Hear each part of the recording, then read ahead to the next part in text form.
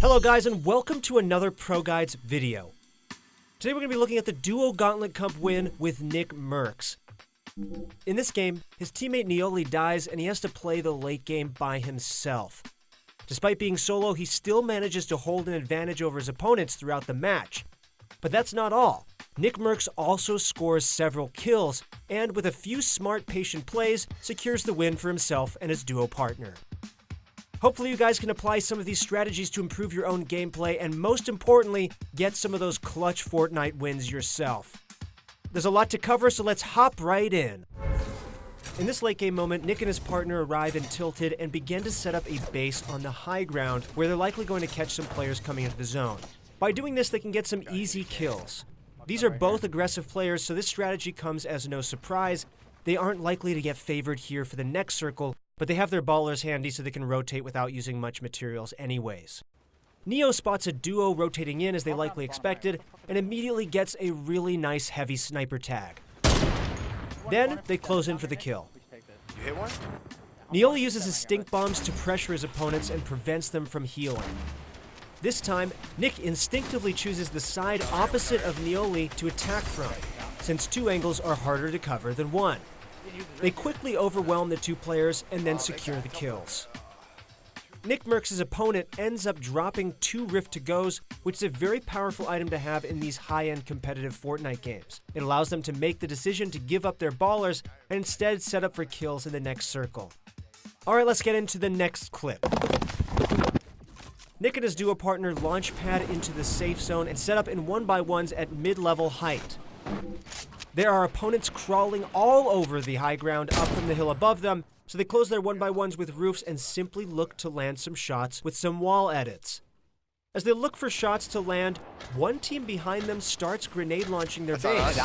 Unfortunately, Nick's duo partner, Neoli, ends up getting knocked out by it. Nick does his best to save his teammate here, but there's simply nothing he can do versus a grenade launcher and a hail of bullets being fired at them. Neoli dies. Nick takes a bunch of damage as well, so he pops one of his rifts in order to get away. He jukes his opponents by skydiving away from them. This seems to work since they stop shooting, allowing them to float back to Neoli's loot in the edge of the next safe zone. That spot is just too good not to land at again. Now let's pause here because there's a really quick lesson we want to go over. 1. Don't tunnel vision. You need to be conscious of as many opponents as you can during these late game scenarios. Neoli's opponents were firing that grenade launcher at other players long before he died to it, so he definitely should have seen it coming. 2. Higher build sensitivity on controller. Now this is a tip mainly for the controller players out there. I'd like to point out that Nick wouldn't be able to build like this if his sensitivity was set to normal. So it's a good idea to set your build sensitivity to something higher than you generally have, since speed is really important when building. Number 3, don't be greedy when holding on to your rifts. It's important to know when to pop a rift earlier than planned.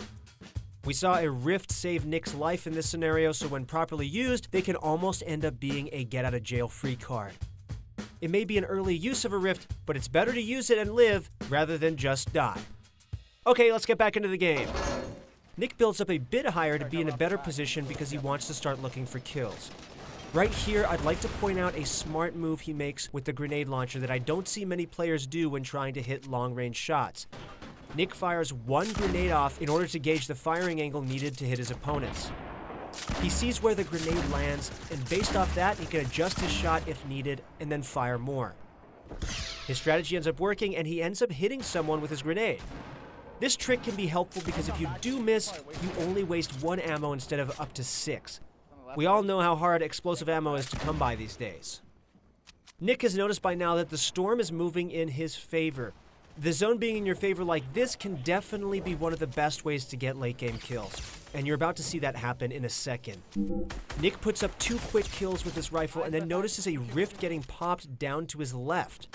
He heads straight for it, saving time by shooting a wall instead of waiting to use his pickaxe, only taking a tick of storm damage. In the late game, you generally want to use every rift and launch pad you see available, as this allows you to conserve materials, and materials are super important on the last couple circles. So Nick lands while some of the opponents are still running in, and notices there is no high ground established by anyone yet. High ground is usually the best option for these games. That's because you guys get focused on less, you have the better angles, you have a place to drop down if you need to. High ground is king. So here he builds up in order to secure the high ground, and now just look at his awareness. He's looking up, he's looking to his right, he's looking to his left, all over. He's making sure no one is trying to contest him while he gets these kills here. You guys should be doing the same as well. Nick gets another storm in his favor, but if it wasn't, he'd probably use the rift he saved by jumping into another opponent's rift earlier. I feel bad for his opponents here. He's absolutely just tearing them apart. Quick kill, some damage done, and he doesn't even want to use his rift yet. He doesn't need to, since his position is prime here. He's not receiving any of the focus, and he can let off shots below him if he wants. The only real issue is material conservation, which his teammate points out to him. But it doesn't matter. Players are dropping like flies, and eventually there's only 3 remaining. Nick even sees one of them and smartly decides not to engage. Instead, he lets the teams fight each other. Things could definitely get ugly for Nick if he decides to give up his high ground to engage on his opponents, especially in a top 3 scenario where you won't have much time to reset before the next fight. His patience proves to work quite well, as Nick has no problem swooping in and picking up the win. While Nick Lurks generally isn't known for his late game plays, he definitely made a lot of correct choices in this game that helped secure him a dub and a bunch of Gauntlet Cup points.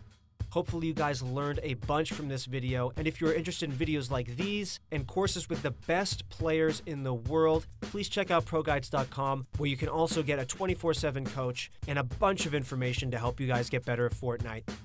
Thank you guys so much for watching, and good luck in your next games.